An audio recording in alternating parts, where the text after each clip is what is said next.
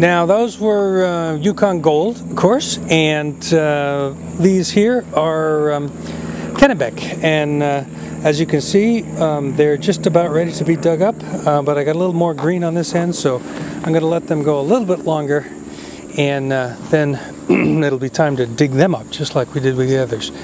Meanwhile, our Brussels sprouts are doing fine, although I haven't picked any for quite a while, but you can see there's lots of them there, and lots of them there, and they seem to be doing pretty well. So looking forward to some pretty good Brussels sprouts meals shortly. And also in the brassicas, this is also the second planting of that's broccoli there, and cabbage here. But look at this is kind of interesting. This is a typical size plant over here, and there's the size of my hand as compared to this plant. Now these cabbages were started the same day, planted the same day, but look at the size of these compared to my hand. They were started at the same time, fed the same way, everything the same. The only difference is the bed that they're planted in. And these that are in this potato bed are doing so much better than these that are in the brassica bed. It's just kind of interesting, and I mean, these look fine, but the others are so much bigger. It just is amazing what difference. There's something different about the soil in that bed.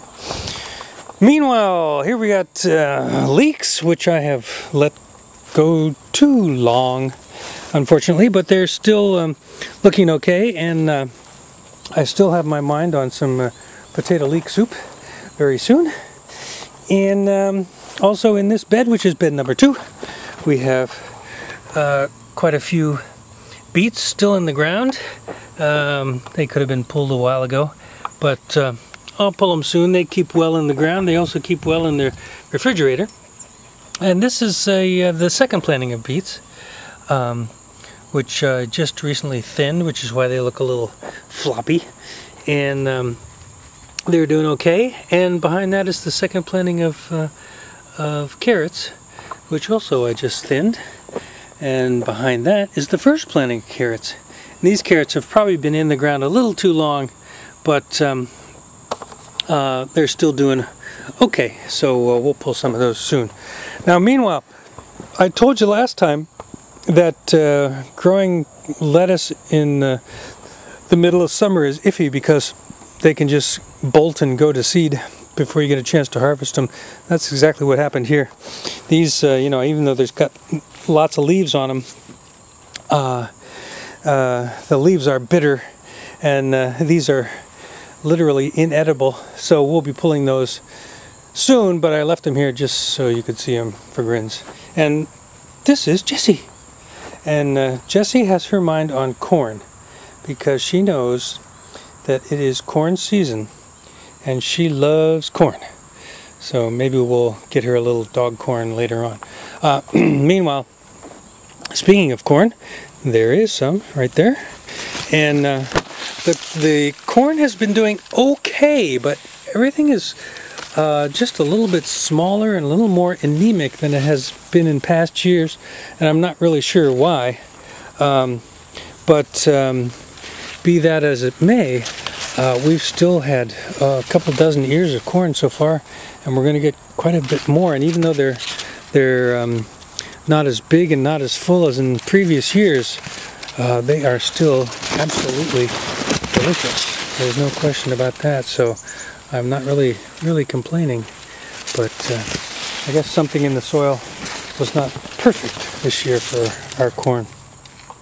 And beyond the corn, we have beans, lots of beans. These are lima bean pods that are starting to come in. There's a nice one there, if you can see it. And it'll be a while before we harvest them. And then there's Vortex green beans, just regular string beans. These are coming in quite nicely, and there's quite a few of them around here. I don't know if you can, if I'm doing them justice. And then the ones that have been really amazing this year are the red noodle yard-long beans. I mean, I can barely keep up with these guys. They're coming in so fast. I've got bags and bags of them in the refrigerator, and literally they are a yard long. Fun to grow, like I've said before, but I just cannot believe how prolific these guys are this year. Just amazing. They're taking over not only their support, but they're spreading over into the lima beans and over in here into the Vortex green beans too. So they're just doing amazingly.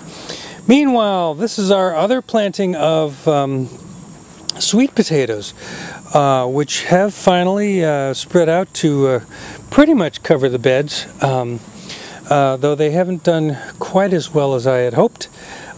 Still, they're not looking bad, so hopefully we'll end up with some nice sweet potatoes under there. But again, we won't know until we dig them up, and that doesn't happen until just around the first frost. So we'll see. Meanwhile, this is kind of no man's land back here, but some of the pumpkins that we planted in with the corn are producing out here.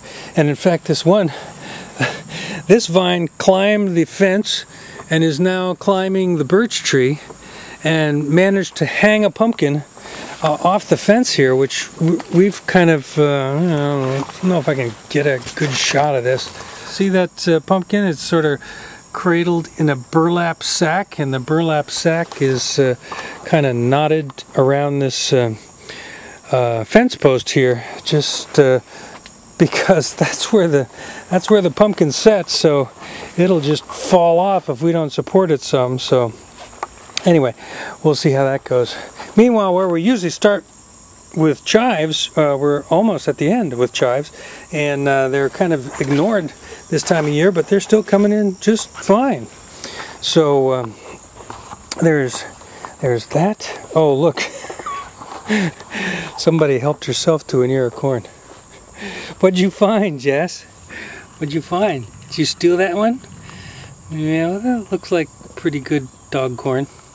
So I guess we won't get upset with you for that. Oh, be careful. Take your time. Everybody loves corn on the cob. No question about that. All right. So, a few other things to show you. First of all,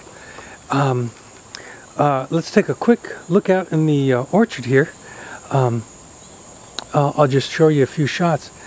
These are peaches, and they are looking very nice. And as a matter of fact, we've got a harvest of peaches about half a dozen or so today. And the rest of these guys are very close.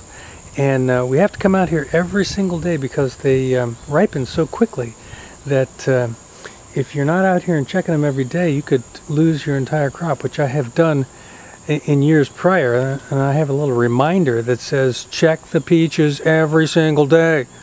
And it's paying off because, oh, these guys they're white peaches and they're just delicious right off the tree. Anyway, we also, if you look at this Red Delicious, we've got lots and lots of Red Delicious apples, and they of course won't be ready until October sometime, but just quite a bit out here. And we even have a few Granny Smiths, again not as prolific as the Red Delicious, but there's a few nice ones out here, so things are happening in the orchard.